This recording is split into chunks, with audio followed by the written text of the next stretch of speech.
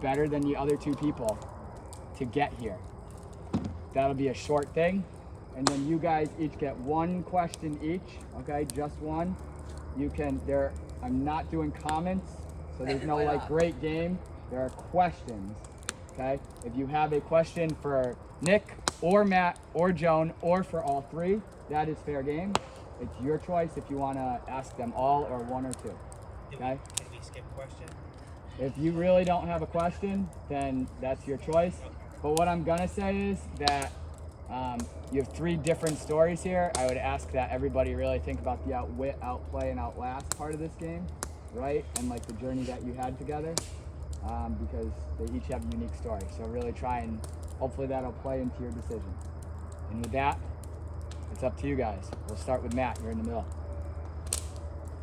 I think I played a pretty good game. Won some immunities. Won some group immunities, individual immunities. And red light.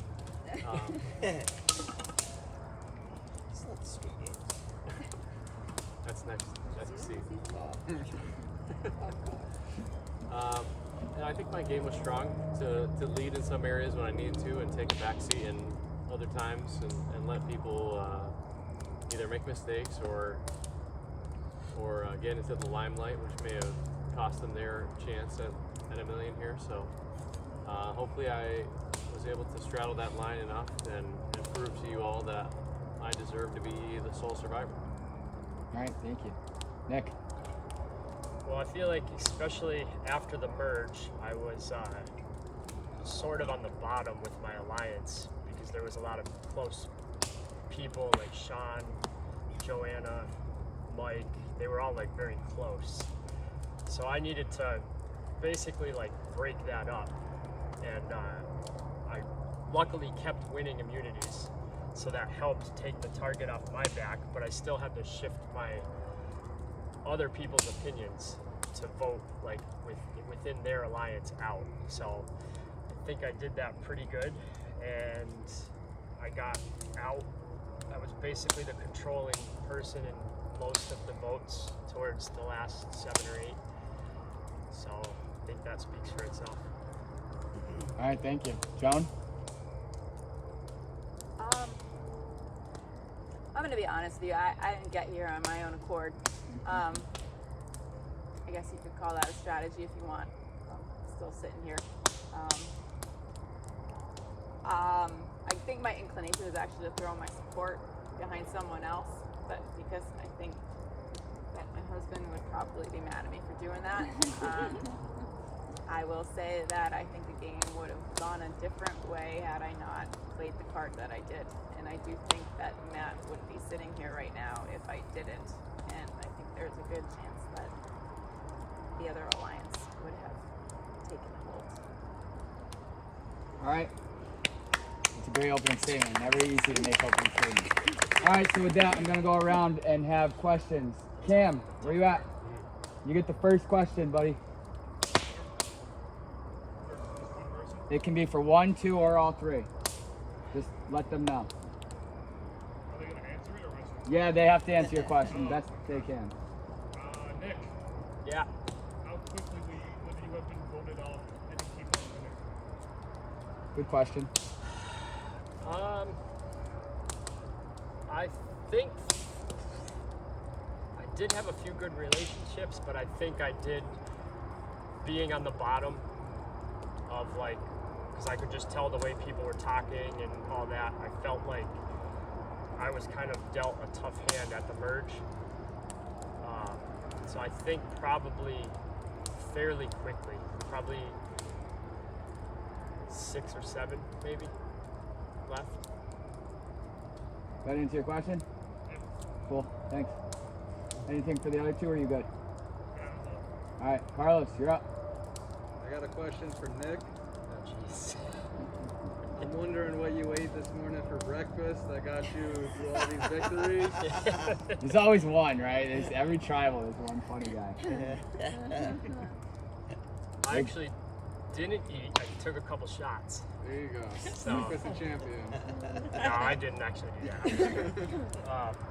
I didn't eat. I slept. That was the key. I slept in till the last second, and I made sure I still wasn't the last one here though. So I got shot for that. Thank you for the honesty. Taylor.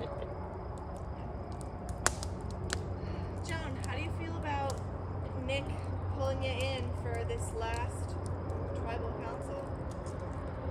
I mean, I think that Nick played a really terrific game. I think that I wouldn't have been here the last two times if it wasn't for Nick. So I mean, definitely outlasted, definitely outplayed. Good, Taylor. Okay, next up, Andrew. I've known Rumble for a long time. I have no questions. Yeah, Alright. I'm getting there. Mike. I don't have a question either. No question. Johnny. My question, Matt, what would you say your biggest move in the game was? That's a good question. I guess would probably have to be that Kyle vote.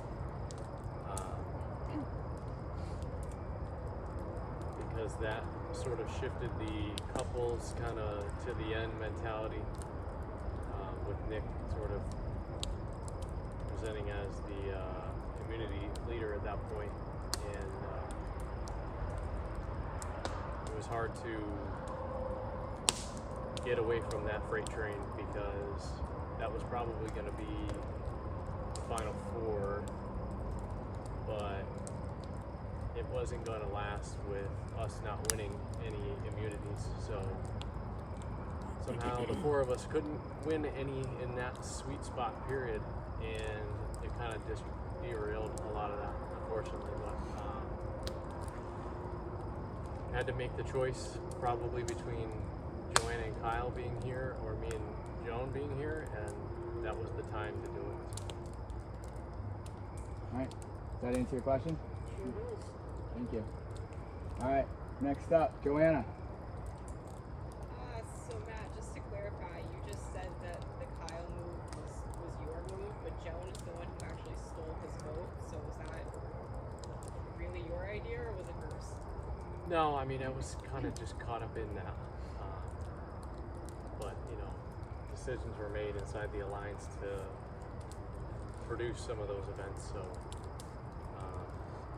outside of that, there wasn't a lot of line sides or huge moves, I would say, before that. So that's really kind of the focal point. Thank you. Colin. My question's for Nick.